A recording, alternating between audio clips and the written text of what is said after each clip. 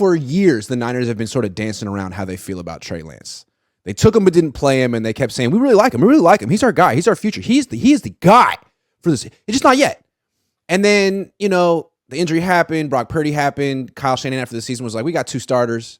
They still wouldn't say it, how they really felt. And then at the owners' meetings, they were like, you know what? Should we say it? Let's say it. We're in love with Brock. And Trey is competing to be the 3rd-string quarterback. So it's official. They're like pretty much turning the page on Trey Lance. He could surprise them at this point, but they have pretty much given up on him being the franchise guy. It's Brock's team now, which leads me to the question I think that should be on everyone's mind. Was this the worst trade up in NFL history? I mean, they gave up on him after 4 games. They traded 3 firsts and a third for a known project who needed playing time, didn't get it, got injured, now he's done. 4 games. Well, they essentially traded two firsts, right? Because the third was a swap. The first was a swap. They spent 3 firsts and the third. There you go. There you go. That's a good word. Yeah, let me use the right verb. Let me find the right verb. There it is. Spent. Yes. I know I'm too much of a smart aleck to always correct people on that. I was like, oh, they traded 3. Like, come on. They only spent 2. I mean, they spent 3. Yeah, this is trading this way. 1,000% it's trading this way. It is, right? And I think I even brought this up on a previous show. It's like if it trends this way where it's Brock the whole season and Trey gets injured again, or he's really a failure, like who are we blaming this more of? Because again, I remember one time I was thinking about previous busts. Like but it's not necessarily that Trey Lance is a bust per se. It feels like more so like the Niners are failing him. It's like when I wrote the article the other day. It's like it's not so much that Trey Lance is a bust. It's that the Niners are failing him. Because this is the James Wiseman thing, right? For people who are local Bay Area Warriors fans, it's feeling that way. And not to say thank God for injuries, but for Trey Lance, thank God Brock Purdy got hurt, and he's gonna have a chance to really look the part.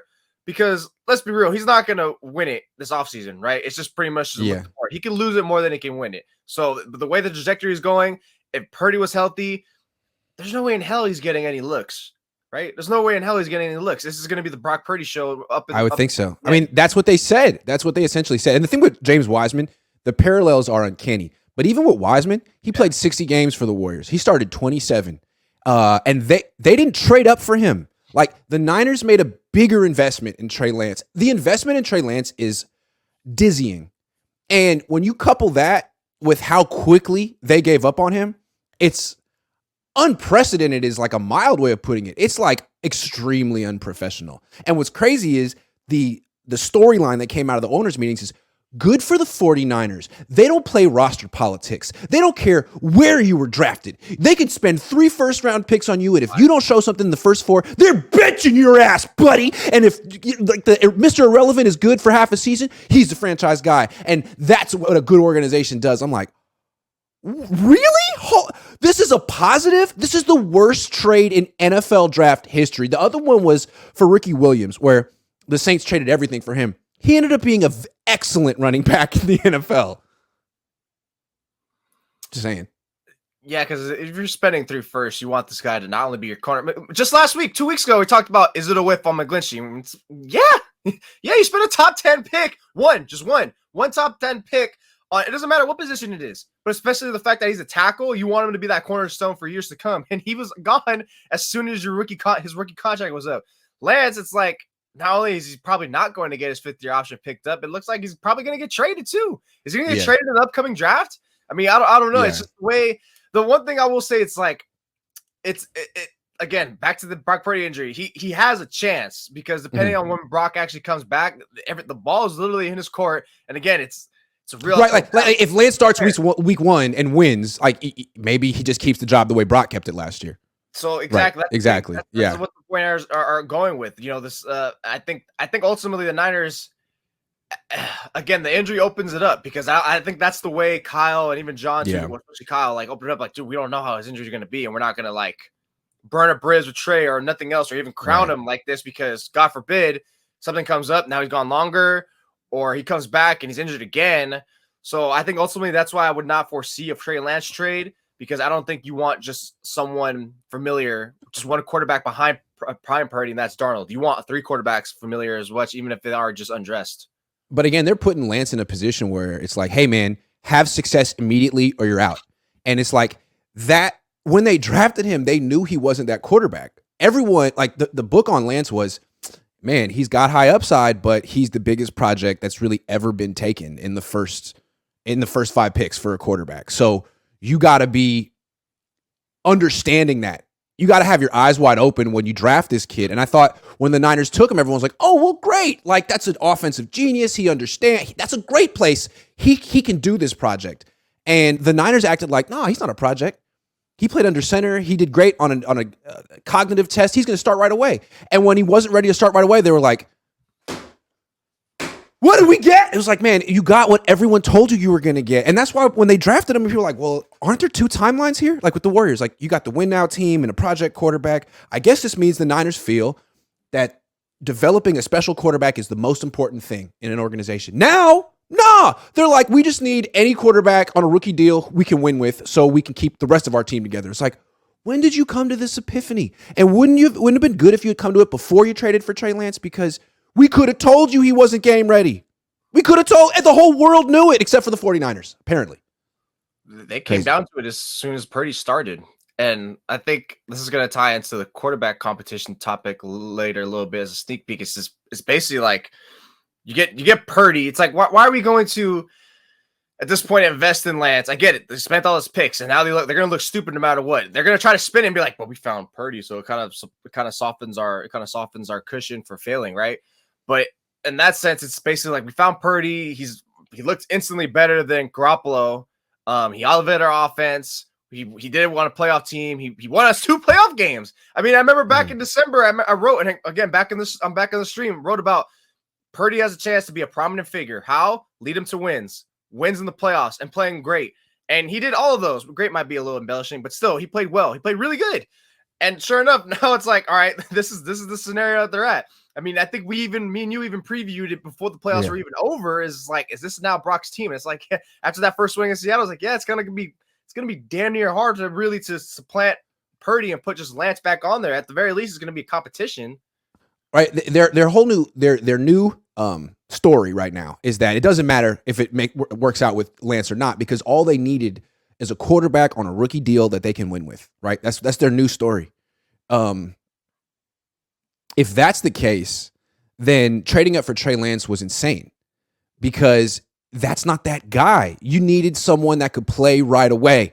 That's the whole thing. It's like they figured it out now, but Lance couldn't play right away. He was on a different timeline. He was a project. He was a long-term, trust the process kind of a guy. Like now the Niners are just looking for guys with low upsides who can play right away. So and Jed's standing there with a straight face being like, yeah, it's a really important position. I don't regret the trade. You got to make big investments. Like, this was never going to work out for Trey Lance. You were the worst place possible for him to get traded to. And the longer you hold on to him, the more of a disservice you do to him. They should trade him. But they won't, because they never traded Jimmy. That's my prediction. I think going back to the Wiseman comp, it's like you said, the Warriors, at least they give him like 27 starts, which what would that be the equivalent of in the NFL season? Like 4 or 5 games, something like that, 6 games, whatever. Yeah. So again, it's like if Atlanta's gotten like 6 to 10 games in where he's just playing just decent, then I think at this point it's like, all right, we have a tough decision in our hands. But I thought it was funny, Kyle pointed that out. He's like, if Lance had those same amount of games, and I'm pretty sure, again, I also mentioned this before in previous stream. Dude, I remember everything that's been getting hashed out this week that Kyle has said. I feel like we've kind of already been like on and kind of like been poking. But I feel like you can't hash it out. I feel like he's gaslighting us to an extent. Like he'll say stuff like, in one breath, he'll say, man, my feelings on Trey haven't changed. He got hurt. He was going to have a great year. And then in the next sentence, he's saying, yeah, Trey and Sam Darnold are competing. What? How have your feelings on Trey not changed? But now he has to compete to be Brock's backup? Those don't add up. And again, like I feel like Kyle doesn't care. Like he'll just say stuff and he'll be like, well, I'm not on trial. Like I'll just say whatever and get through the day. And I'll change my story next week. 2 months ago, he said he had 2 starting quarterbacks, right? Yeah. I don't get it, man. I don't get it. But I just feel like they were so proud to be there at the owners' meetings and say, Brock's our guy. We're giving Trey tough love. And when I'm sitting there thinking, man, you're telling the whole world you engineered the worst NFL draft trade up ever. And you're proud of it. You're freaking proud of it. And people here are like, look at the Niners, brave and courageous.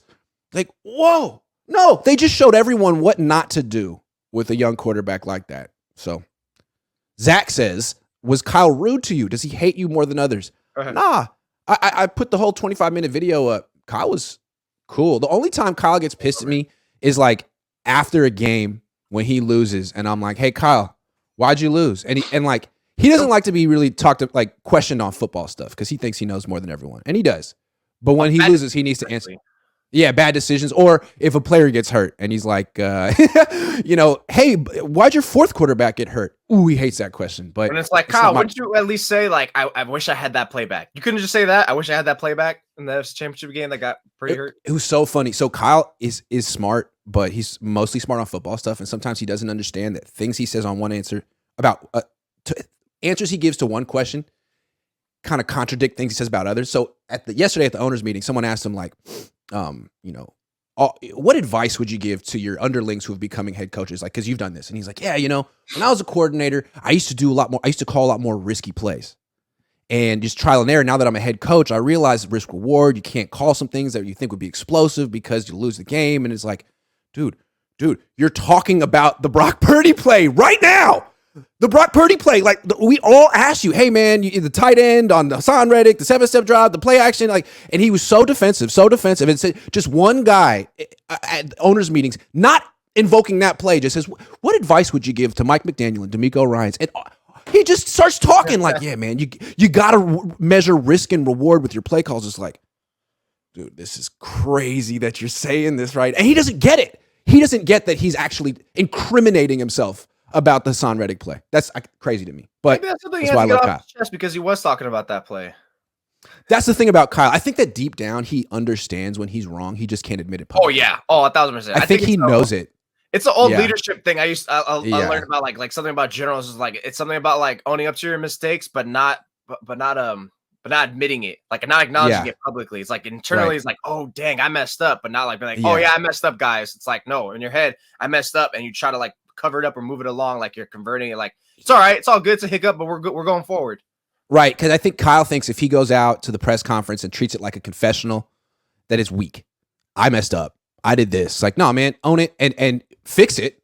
Don't do it next time. But you don't have to go out there and confess your sins to Grant Cohn in front of on national television. Is that kind of what he's thinking? I think that's what he's thinking. Although he should confess your sins to me, Kyle, right now. You come in like in the black with a little white, like a little pre-scarf, is maybe that's why.